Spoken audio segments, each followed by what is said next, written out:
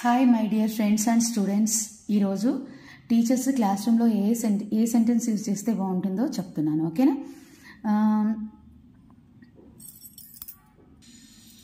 దానికంటే ముందు ఫస్ట్ నా వీడియో కనుక మీకు నచ్చినట్లయితే లైక్ చేయండి, షేర్ చేయండి, సబ్స్క్రైబ్ చేయండి. Okay? And also comment my video. First one, which lesson are we going to study? మనం ఈరోజు ఏ పాఠం చదువుకోబోతున్నాం అని అడగడానికి which lesson are we going to study అని అడగాలి. Okay? Can you stand aside? కాస్త పక్కకి నిల్చుంటావా? ఓకే? Open your books. మీ బుక్స్ అన్నీ తెరవండి, మీ బుక్స్ తెరవండి. May I repeat the lesson?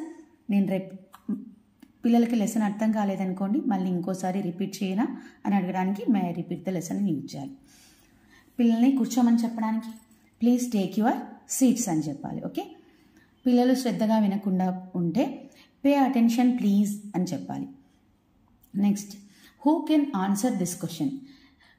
ఈ క్వశ్చన్, పిల్లల్ని ఏదైనా క్వశ్చన్ అడిగి ఆ క్వశ్చన్కి ఎవరు ఆన్సర్ చెప్తారు అని అడగడానికి who can answer this question అనాలి. Okay?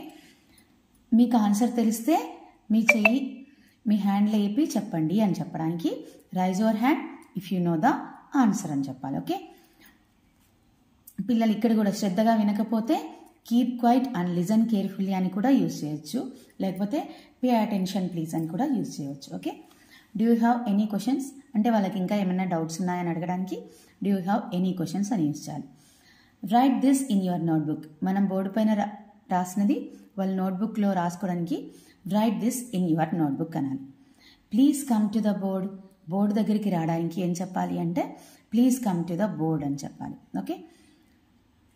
Work in groups for this activity. వాళ్ళకి ఏదైనా యాక్టివిటీ ఇచ్చినప్పుడు ఇది ఒక్కొక్కరి కాకుండా అందరు గ్రూప్గా ఫామ్ అయ్యి వర్క్ చేయండి అని చెప్పడానికి work in groups for this activity అనాలి.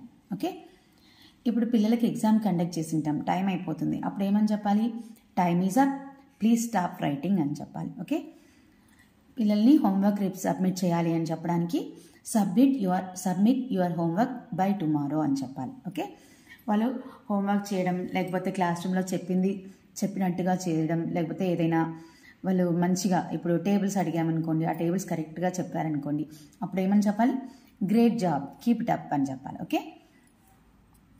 నెక్స్ట్, ఎగ్జామ్స్ మర్చిపోకుండా చదువుకోండి అని చెప్పడానికి don't forget to study for the test అని చెప్పాలి. ఓకే? నెక్స్ట్, పిల్లలు పెన్సిల్ షార్ప్ చేసి అంతా గ్రౌండ్ పైన వేస్తూ ఉంటారు. ఓకే? ఆ టైంలో ఏం చెప్పాలి? Don't throw pencil shavings on to the ground.